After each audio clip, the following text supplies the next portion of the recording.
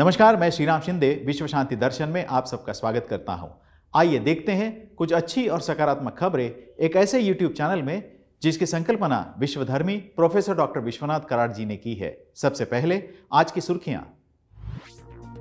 अस्थायी सौर ऊर्जा फार्म, सच्चे जुनून की कहानी, जीव रक्षा के लिए रोबो, मछलियों का अनोखा अभ्यास, बरसात के बावजूद गठबंधन। एक ऐसा ऊर्जा फार्म जिसे कहीं भी ले जाया जा सकता है। आइए देखते हैं। यह पोर्टेबल सोलर फार्म एक शिपिंग कंटेनर से जुड़ा है और बिना किसी असेंबली के तैयार हो सकता है। एक बटन दबाते ही यह फार्म पूरी तरह से फैलता है और इसे आसानी से स्थानांतरित किया जा सकता है।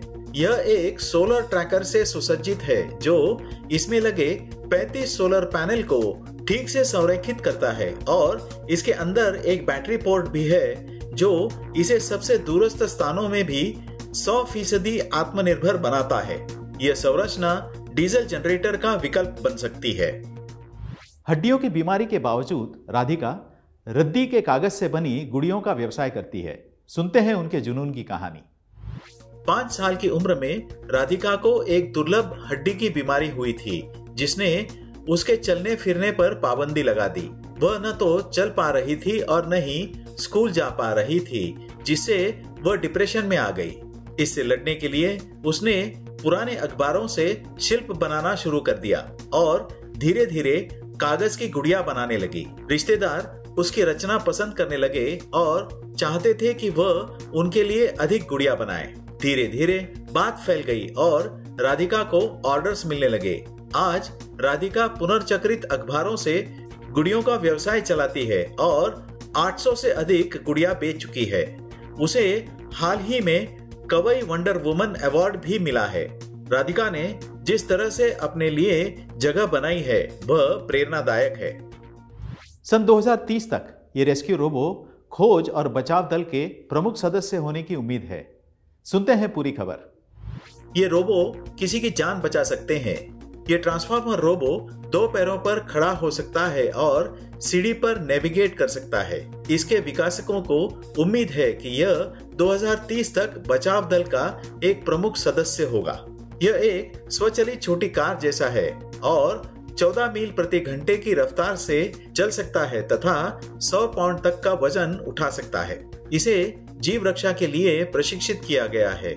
इस 6 फीट ऊंचे रोबो में 16 मोटर, एक जीपीएस सेंसर और कैमरा लगे हुए हैं। इस दिशा में अगला कदम होगा उड़ते हुए रोबो जो गुमशुदा लोगों को खोज करने में मदद कर सकते हैं। तैनात होने पर ये रोबो जीव रक्षा में केवल सहायता करने से बहुत कुछ ज्यादा कर सकेंगे। विश्व शांति दर्शन द्वारा विश्व शांति छात्र फिल्म महोत्सव का आयोजन किया जा रहा है जो पुणे स्थित विश्व शांति गुंबद से प्रेरित है। विज्ञान और अध्यात्म के एकत्रित माध्यम से शांति की संस्कृति को बढ़ाने के लिए इस महोत्सव का आयोजन हो रहा है। इसमें सहभागी विद्यार्थी कम से कम 5 और ज्यादा से ज्यादा 8 मिनट की फिल्में भेज सकते हैं। फिल्म, टेलीविजन, डिजाइन और मीडिया के छात्रों को अपनी प्रतिभा दिखाने और नगद पुरस्कार जीतने का यह एक अच्छा अवसर है। इस महोत्सव के लिए कोई प्रवेश शुल्क नहीं है। इस शॉर्ट फिल्म फेस्टिवल में भाग लेने के लिए न्यूनतम आयु 15 वर्ष और अधिकतम आयु 25 वर्ष की होनी आवश्यक है। प्रविष्टियां प्राप्त करने की अंतिम तिथि 31 दिसंबर 2022 है। इस महोत्सव की अधिक जानकारी के लिए देखिए विश्व शांति दर्शन YouTube चैनल। अपनी प्रविष्टियां यहां नीचे दिए गए ईमेल आईडी पर भेजिएगा। वैज्ञानिकों ने बायोडिग्रेडेबल कैमरों को मछलियों के शरीर से बांध दिया। आगे क्या हुआ, आइए जानते हैं। ये टाइगर शार्क दुनिया के सबसे बड़े समुद्री घास के मैदान को ढूंढने में मदद कर रहे हैं। वैज्ञानिकों ने उनके शरीर के नीचे शार्क के अनुकूल कैमरे लगा दिए हैं। फिर उन्हें बहामास में एक विशाल समुद्री घास के मैदान का पता लगाने के लिए भेजा गया। 7 शार्क के इस संघ ने उपग्रह चित्रों से मिले निष्कर्षों की पुष्टि की कि इस क्षेत्र में 92,000 वर्ग किलोमीटर के आकार का घास का मैदान था। यह दुनिया की सबसे बड़ी समुद्री घास कॉलोनी हो सकती है।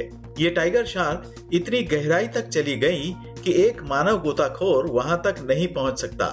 इस तरह शार्क के शरीर पर लगे कैमरे पानी के भीतर के पारिस्थितिक तंत्र की रक्षा करने में मदद कर रहे हैं। इस शादी समारोह के लिए दूल्हा दुल्हन के जोड़े भीगे कपड़े में पहुंचे। क्यों ऐसा हुआ, आइए जानते हैं। भारी बारिश के चलते चेन्नई में गंभीर जलभराव के बीच पुलियांथोप में आंजनेयर मंदिर में 5 निर्धारित शादियां शुरू होने में देरी हुई। दूल्हा दुल्हन शादी समारोह के लिए मंदिर के बाहर कतार में खड़े थे, भीगे हुए थे, जबकि कई और लोग सड़कों पर जलभराव के कारण अटके हुए थे। ये शादियां महीनों पहले निर्धारित थी। पिछले कुछ दिनों में हुई बारिश के पानी से मंदिर परिसर में पानी भर गया था, जिससे सभी निर्धारित योजनाएं और कार्यक्रम अस्त व्यस्त हो गए।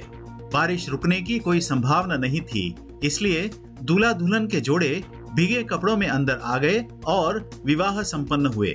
बारिश के कारण राज्य सरकार ने घोषणा की कि तमिलनाडु के कई जिलों में स्कूल और कॉलेज बंद रहेंगे। लंदन के प्राकृतिक इतिहास संग्रहालय द्वारा वन्यजीव छायाचित्रकारों को हर वर्ष wild life photographer of the year पुरस्कार दिया जाता है। कौन सी है इस वर्ष की विजेता तस्वीरें, आइए देखते हैं जाते जाते। टेक्सास में गर्म रेत पर घूमते हुए कैक्टस मधुमक्खियों की एक तस्वीर के लिए अमेरिकी फोटोग्राफर काराइन एग्नर को वर्ष 2022 का वन्यजीव फोटोग्राफर घोषित किया गया है। खूबसूरती से लिया गया क्लोजअप उस क्षण को कैद करता है जब नर मधुमक्खियों का एक समूह एक दूसरे के साथ प्रतिस्पर्धा करता है। इस पुरस्कार के उपलक्ष्य में एक प्रदर्शनी का आयोजन किया गया था।